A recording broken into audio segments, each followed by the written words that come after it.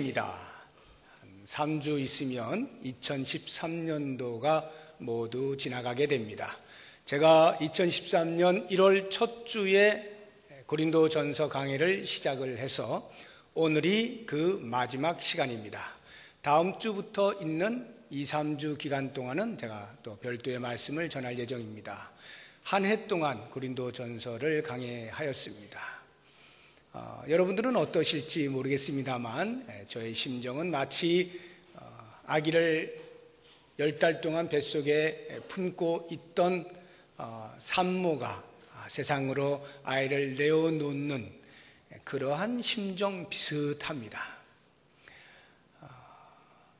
오랜 시간 동안 고린도 전서를 우리가 살폈는데 이것은 실제적으로 사도 바울이 고린도 교회를 위하여 그 교회에 있는 성도들이 어떻게 하면 신앙생활을 잘 할 수 있을까에 대해서 교회 안에 일어나는 여러 문제들에 대해서 구체적으로 대답을 해주고 있는 내용을 담고 있습니다.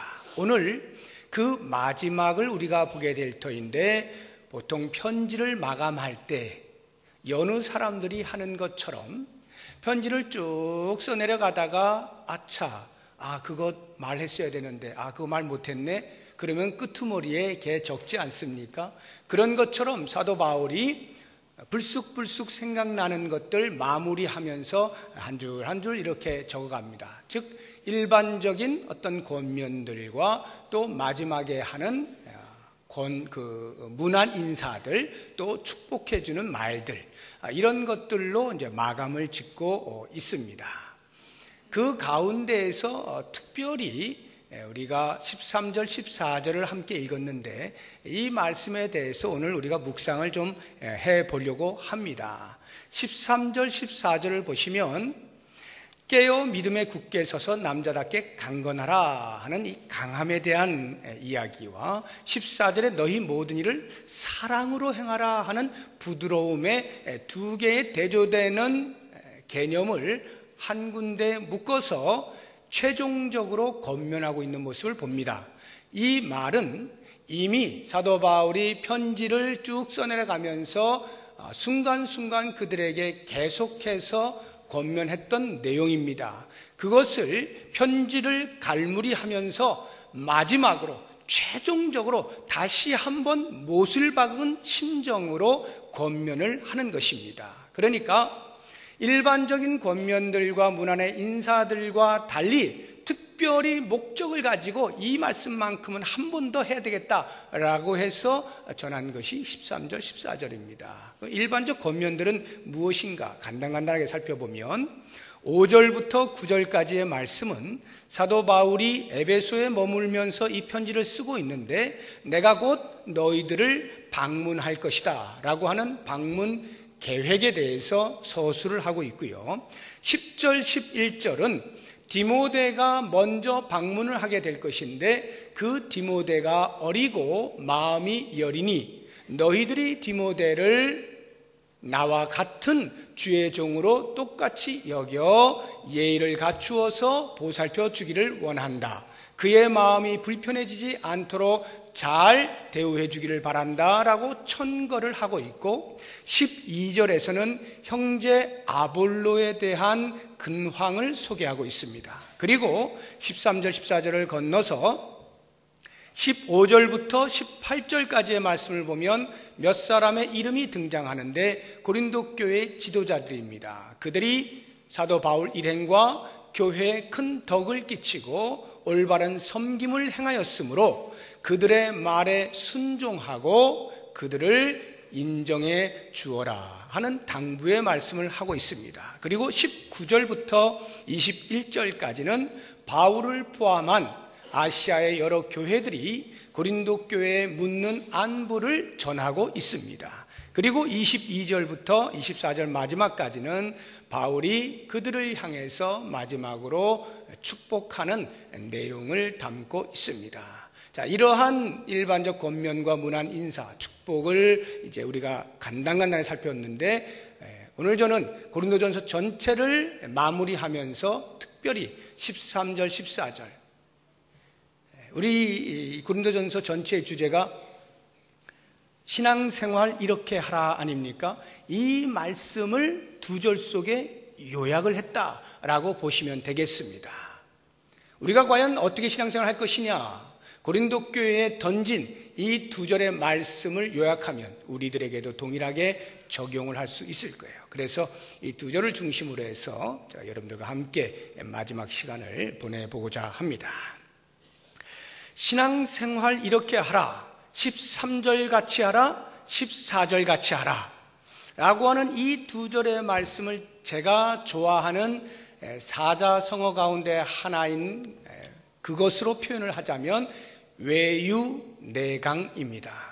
외유내강, 아시는 것처럼 밖으로는 부드럽게, 심지는 곧게, 이게 외유내강이죠. 사람들을 대할 때는 부드럽게, 자기 자신이 뜻을 세워서 그것을 실행하는 데 있어서는 강직하게, 이게 외유내강이라는 사자성어의 뜻입니다. 사도 바울이 고린도 교회 성도들에게 신앙생활 이렇게 하십시오라고 할 때 바로 이와 같은 것입니다. 성도들 사이에서는 서로 사랑하십시오. 그리고 밖으로 대해서는 강직한 믿음을 가지십시오. 우리가 대내적인 것과 대외적인 신앙생활의 어떤 모습들이 있는데, 대외적으로, 다시 말하면 교회라고 하는 공동체를 중심으로 해서 세상과 연이어 있을 때에, 세상은 예수님을 미워하기 때문에 성도도 미워하고 교회도 미워하고 그래서 핍박도 하고 조롱도 하는 것입니다. 이러한 사탄이 여전히 지배하고 있는 세상 속에 있는 교회가 그 세상에 대하여서 대외적으로 어떻게 해야 되느냐? 강직한 믿음을 가져야 한다. 강한 믿음을 가져야 한다라고 하는 것이고, 그럼에도 불구하고 그와 같은 성도들이 모여있는 대내적 공동체 안에서는 어떻게 하느냐? 서로 사랑하는 것이다. 모든 일을 사랑으로 행하는 것이다. 섬길 때에도, 봉사할 때에도, 서로를 도울 때에도, 격려할 때도, 위로할 때에도, 세워줄 때에도 모두 사랑을 기본으로 하여 행하라. 이렇게 말씀을 하고 있는 것입니다. 이 두 가지가 성도의 신앙생활의 기본이라는 것이고, 그 기본을 잘하면 신앙생활을 온전하게 하는 것이다 라고 권면을 하는 거예요. 자, 그러면 이 두 가지에 대해서 이제 하나하나에 대해서 우리가 한번 살펴보겠는데, 먼저 강함에 대해서 우리가 생각을 해보겠습니다. 13절이 우리에게 그것을 이야기해 주고 있는데요, 우리 한글 성경을 보시면 깨어 믿음에 굳게 서서 남자답게 강건하라 이렇게 권면하고 있어요. 여기 원어를 보면 실제적으로 명령하고 있는 명령어가 4개가 나옵니다. 우리 한국말로 보면은 몇 개가 나오는 것 같습니까? 어떤 분은 2개, 어떤 분은 3개, 이 정도 이야기 하실 수 있을 것 같아요. 그 4가지가 뭐냐면 깨어라는 거예요. 깨어라 하는 거예요. 깨어 있어라 하는 말이고요. 2번째, 믿음에 굳게 서라는 것입니다. 3번째 명령이 남자다워라. 그 다음에 4번째가 강건하여라 이렇게 되어 있습니다. 맨 끝에 나오는 남자답게 강건하여라는 이 표현은 하나인 것처럼 보이지만 원어상으로 보면 2개의 다른 명령어다라고 하는 것을 알 수가 있는데요. 이 4가지, 우리가 강한 믿음을 갖는다는 것, 그것이 무엇을 의미하느냐, 이 4가지로 나눠서 한번 간단간단히 생각을 해보면, 깨어 있어라 라고 하는 것은 이 4가지가 전부 다 군대 용어입니다. 군대를 배경으로 해서 군인이라면 이래야 되지 라고 하는 개념으로 쓴 말들인데, 깨어 있어라, 파수꾼이 깨어 있어야 되겠죠. 보초를 쓰는 사람이 눈을 떠 있어야 됩니다. 눈을 감고 있으면 적이 언제 쳐들어와서 자기 자신은 말할 것도 없고 부대 전체가 망하게 되겠죠. 그렇기 때문에 경계를 서는 보초는 반드시 깨어 있어야 합니다. 우리가 영적인 삶을 사는 데 있어서 우리를 공격하는 외부의 대적의 세력이 있죠. 사탄의 세력이 있습니다. 교회를 향하여 또는 성도를 향하여 끊임없이 공격을 합니다. 그것에 대하여 깨어 있어야 합니다.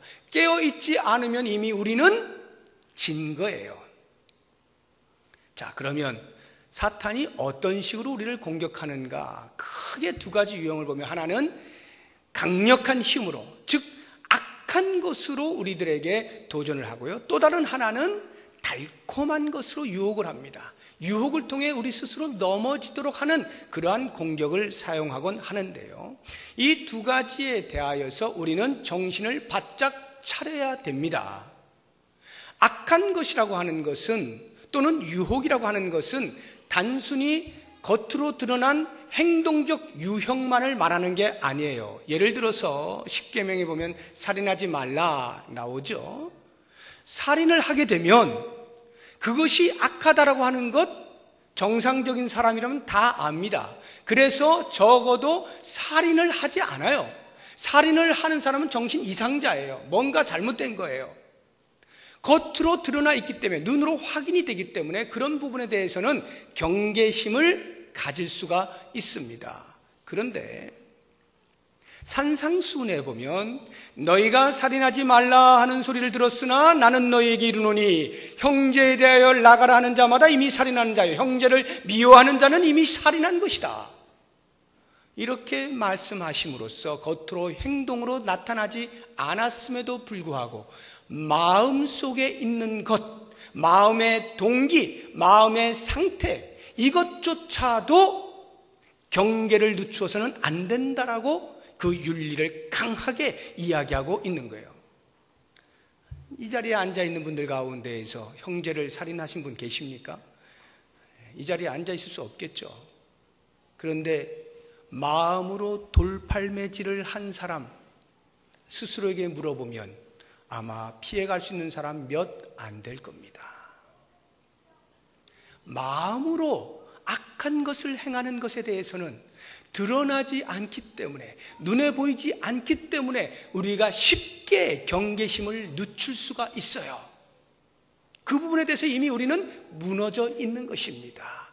그리고 겉으로 행동으로 나타나지 않았다라고 스스로 안위하면서 사는 것, 이미 믿음이 무너진 거예요. 우리는 깨어있지 못한 것입니다. 유혹에 대해서도 마찬가지예요. 여인을 간음을 한다라고 할 때에 누가 쉽게 간음을 하겠습니까? 쉬운 일 아니에요.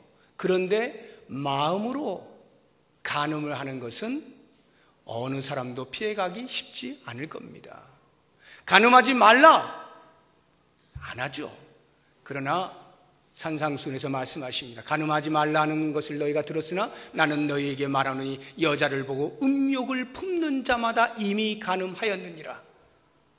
여자를 보고 음욕을 품는 것이 이미 간음이라 할 때 그 유혹을 이길 수 있는 사람이 몇이나 되냐고요. 우리의 영은 깨어 있을 때 어디에 깨어 있어야 되느냐, 어디까지 깨어 있어야 되느냐, 우리의 마음의 상태와 생각과 동기에까지도 깨어 있어야 돼요. 그럴 때 우리는 깨어 있다라고 말하는 것이고 우리의 영이 사탄의 공격으로부터 이겨낼 수가 있는 것이다 라고 하는 것입니다. 그러므로 여러분, 겉으로 드러나지 않는다 해서 마음 놓고 그러한 죄들에 노출되어 있으면 여러분들은 잠자고 있는 거예요. 우리의 삶에서 이 부분에 대해서 명확하게 인식을 하고 우리의 영이 날마다 깨어 있을 수 있도록 애를 쓰는 것, 이게 강함입니다. 두 번째로 강함에 대해서 주시는 명령어가 믿음에 굳게 서라 하는 것이죠. 믿음에 굳게 서라. 고린도 교회 성도들을 한번 보시게 되면 고린도전서 15장의 부활에 대한 이야기를 사도 바울이 길게 하고 있지 않습니까? 그 이유가 부활은 없는 거야. 죽은 자들이 어떻게 부활해? 몸이 어떻게 다시 부활한단 말이야? 라고 거짓을 퍼뜨린 교사들이 있었는데 그 거짓 교훈에 대하여 성도들이 흔들린 겁니다. 그리고는 진짜 그런가? 하고 휘청휘청거리니까 사도 바울이 다시 내가 너에게 전한 복음을 정확하게 회복하여라. 그리고 부활에 대한 분명한 말씀을 전해주죠. 이렇게 어떤 거짓 교리에 대하여서 흔들리는 믿음을 가질 수가 있는 것입니다. 뿐만 아니라 외부에서 다가오는 상황에 대하여서도 믿음이 흔들릴 수가 있어요. 흔들릴 만큼의 어려운 상황들에 봉착할 때 우리의 믿음들이 휘청거릴 수가 있는 것입니다. 예를 들어서 이스라엘 백성들이 애굽에서 나오게 될 때 우리는 그것을 가리켜서 출애굽이라 하고, 그 출애굽은 우리 성도들의 구원을 예표하는 것으로 보지 않습니까? 즉 이스라엘 백성들은 애굽의 노예 생활에서부터 그들의 손아귀에서부터 벗어나 구원을 얻은 겁니다. 자유를 얻은 거예요. 그런데 그 이스라엘 백성들이 자유를 얻은 상태에서 끝나지 아니하고 가나안 땅으로까지 가는 광야의 여정을 걷게 됩니다. 그 광야의 삶 가운데에서 그들의 믿음은 정신없이 흔들리는 거예요. 하나님께서 이집트의 그 손에서부터 구원을 해 주실 때에는 가나안 땅까지 갈 수 있도록 하시겠다는 약속도 함께 포함이 되어 있는 것임에도 불구하고 그들이 광야의 삶 속에서 견디기 어려운 생활들을 하게 될 때, 상황들을 만나게 될 때 그들은 여지없이 무너졌어요. 모세에게 원망을 했습니다. 불평을 했습니다. 어떻게 해요? 우리가 애굽에 있었으면 이런 고생은 하지 않을 텐데, 밥 먹고는 살 수 있었는데, 죽을 생각은 하지 않을 수 있었는데 우리가 광야에 와서 주려 죽는구나. 이런 상황 속에서 우리가 괜히 나와가지고 여기서 죽네, 개죽음을 당하는 거야, 이렇게 원망하고 불평을 하는 겁니다. 그들의 믿음이 어디에 있습니까? 하나님께서 자신들을 애굽에서 건지시고 약속의 땅 가나안으로 가게 하시겠다고 하는 그것에 대한 믿음이 어려운 상황에 봉착했을 때 어디로 가버렸습니까? 현실 앞에서 전부 불평을 토로하는 거예요. 이걸 가리켜서 노예 근성을 벗어나지 못했다라고 하는 거예요. 노예 근성이란, 노예로 오랫동안 살다 보니 거기에 익숙해져서 자유를 주었음에도 불구하고 그 자유를 누리지 못하고 오히려 노예로 살았던 그때를 더 그리워하면서 차라리 난 그렇게 살고 말 거야, 이런 거예요. 여러분, 그 쇼생크 탈출이라고 하는 영화를 보셨으면 아실 거예요. 수십 년 동안을 감옥에 갇혀있던 사람이 어떻게 석방이 되어서 나오게 되었는데 그 사람이 사회에 적응을 못하고 그냥 목매달아 자살해 죽지 않습니까? 감옥이 더 낫다는 거예요. 자유를 누릴 그게 되어 있지가 않아요. 그냥 익숙해요. 그게 노예 근성이에요. 이스라엘 백성들이 노예 근성으로 인하여서 끊임없이 40년 광야 생활 동안 당할 때마다, 상황이 다가올 때마다 계속 원망하고 불평하는 겁니다. 사랑하는 여러분, 우리의 삶에서 우리가 믿음을 굳게 한다라고 할 때 우리의 믿음을 휘청거리게 만드는 것이 뭐겠어요? 이 공동체 안에서 우리의 믿음을 흔드는 것이 뭐겠습니까? 제가 볼 때는 패배의식입니다. 패배의식. 내 마음속에는 패배의식이 없는 걸 한번 살펴보세요. 패배의식이란 우리는 안 돼, 이건 아니야, 이래가지고 뭐가 되겠어, 우리 힘으로 뭘 할 수 있단 말이야, 이게 패배의식이에요. 여러분, 주의 교회에 몸담고 있는 지체로서의 성도가 패배의식을 갖는다는 것은 주님에 대한 불신이거든요. 주님이 이 공동체의 머리가 되심에 대한 불신앙이에요. 예수님이 머리이면 뭐해? 지금 우리가 이 모양 이 꼴인데 예수님이 머리라고 아무리 외치면 뭐하고 들으면 뭐하나, 우리 모습이 이것인데 라고 한다면 그것은 예수를 믿는 게 아니에요. 우리의 믿음은 그런 게 아닙니다. 그리스도에 대한 우리의 믿음은 그리스도께서 세우신 교회, 그리스도께서 완성하시고 그리스도께서 영광스럽게 만드신다, 이 확신이, 이게 믿음이에요. 사도 바울은 고린도 교회에 외치는 겁니다. 강건하라, 믿음으로 강건하라, 굳게 서라, 흔들리지 말아라. 눈에 보이는 것이 다가 아니라고 하는 것을, 그 너머에 있는 주의 능력과 우리를 향하여 베푸시는 은혜와 보호하심과 약속을 끝까지 지키시는 신실하심에 대하여 마음을 다하여 신뢰하라. 이게 믿음에 굳게 서는 겁니다. 우리는 현실을 보면요, 염려할 때가 있어요. 이래가지고 어떻게 될까? 뭐가 될까? 두려울 때가 있어요. 야, 우리가 과연 할 수 있는 것인가? 우리가 할 일은 그 걱정하는 게 아닙니다.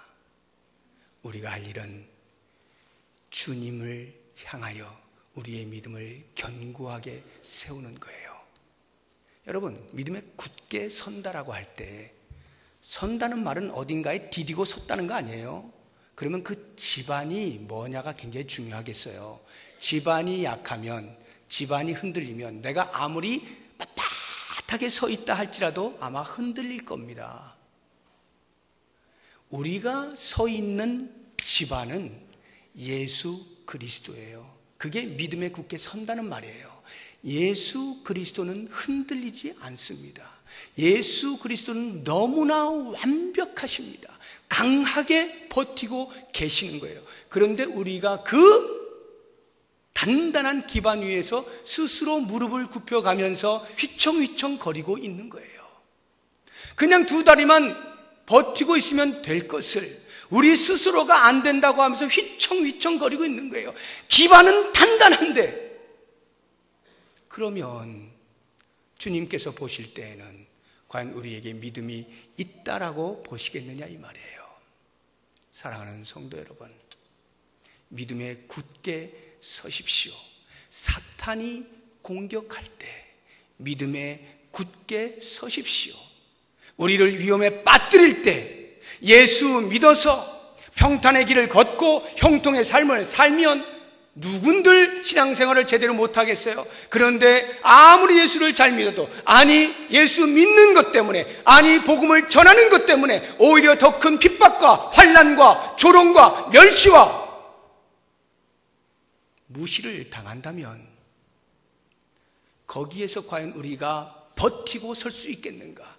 믿음을 굳게 세울 수 있겠는가? 이것을 도전하고 있는 거예요. 이게 강함이라는 것입니다. 세상이 우리를 넘어뜨리려고 할 때, 사탄이 우리를 넘어뜨려서 자기의 수하로 다시 불러들이려고 할 때, 우리는 그리스도 위에 서 있는 믿음을 가진 사람이다 스스로에게 외치면서 그 그리스도가 단단하니 나도 변함없이 선다, 이런 외침과 선포 속에서 살아가는 것, 이것이 믿음에 굳게 서는 것이고 이게 강함이에요.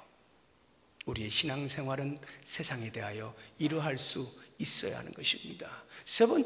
네 번째 말씀을 보면 남자다워라 강건하여라는 것인데요, 우리 한국말로는 이렇게 하나같이 보인다 그랬죠. 남자답게 강건하여라. 근데 이제 남자다워라는 말은요, 군대 용어라 그랬잖아요. 군인이 전쟁에 임하려고 하는데 적군을 바라보고 무서워서 벌벌 떨어요.